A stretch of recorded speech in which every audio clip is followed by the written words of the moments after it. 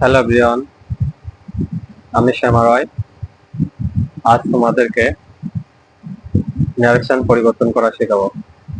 চলো দেরি না করে শুরু করি। ন্যারেশন। তো ন্যারেশন মানে উক্তি পরিবর্তন। আর ন্যারেশন দুই প্রকার: ডাইরেক্ট ন্যারেশন, ইনডাইরেক্ট ন্যারেশন।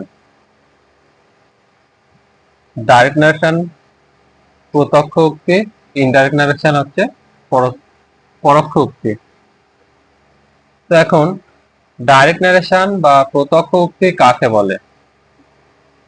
তো অ্যান্সার: বক্তা যখন সরাসরি নিজের উক্তি প্রকাশ করে তখন তাকে ডাইরেক্ট ন্যারেশন বা প্রত্যক্ষ উক্তি বলে। ডাইরেক্ট ন্যারেশনকে আবার দুই ভাগে ভাগ করা হয়, যথা রিপোর্টিং ভার্ব ও রিপোর্টেড স্পিচ। রিপোর্টিং ভার্ব: বক্তা যে ভার্বটির দ্বারা নিজের অথবা অপরকে কিছু বলে উহাকে রিপোর্টিং ভার্ব বলে। এই অংশ কমা ইনভার্টেড কমা এর বাইরে থাকে। ন্যারেশন পরিবর্তনের সময় এই অংশের কোনো পরিবর্তন হয় না। যেমন he said to me I was ill. এই অংশটা হচ্ছে রিপোর্টিং ভার্ব, সংক্ষেপে বলে আর ভি বলা হয়। তো রিপোর্টেড স্পিচ কাকে বলে?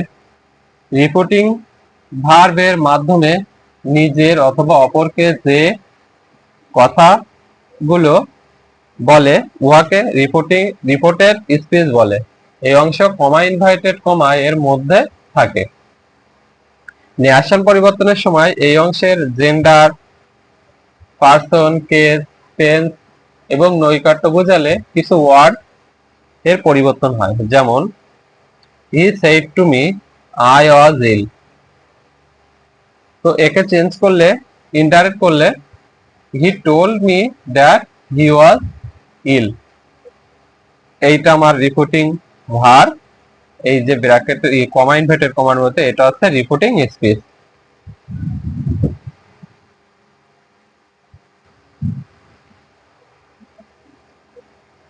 রিপোর্টেড স্পিচের পরিবর্তনের নিয়ম। রিপোর্টেড স্পিচে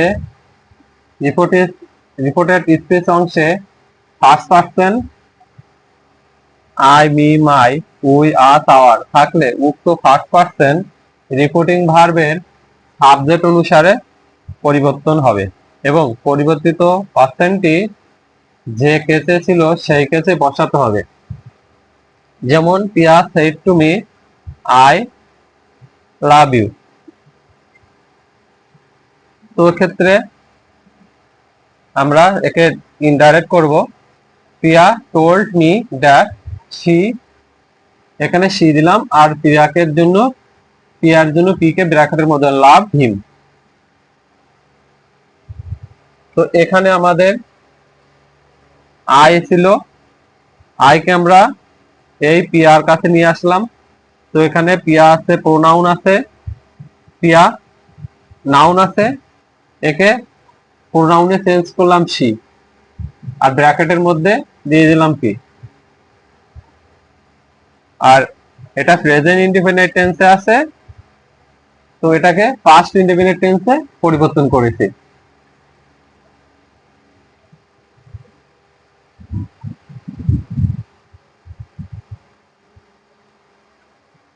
রিপোর্টেড স্পিচে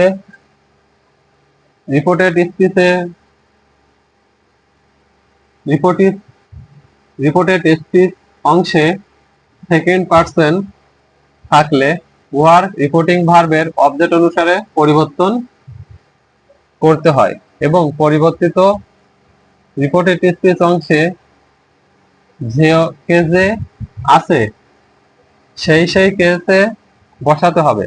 যেমন Piya said to me I love you.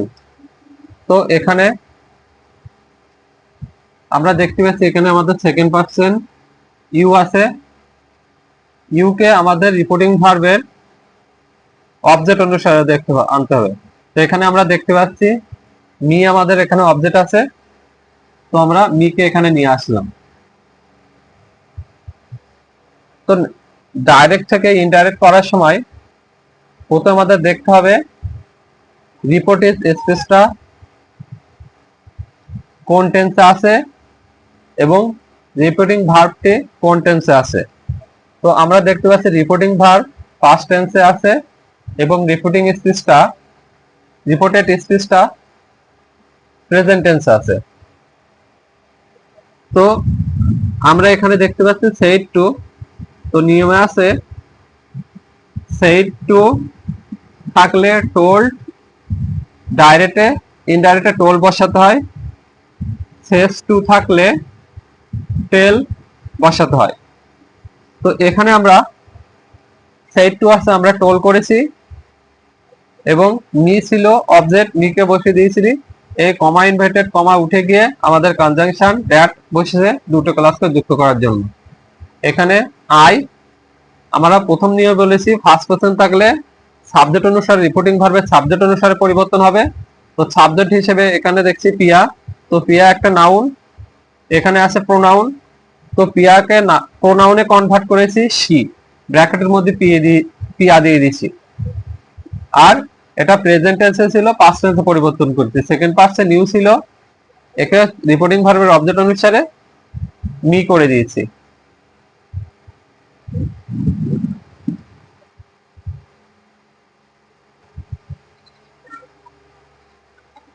একটি নোট, ভার্বের আগে ইউ থাকলে সাবজেক্ট হবে, কিন্তু ভার্বের পরে ইউ থাকলে অবজেক্ট হবে। যেমন he said to me she is her friend.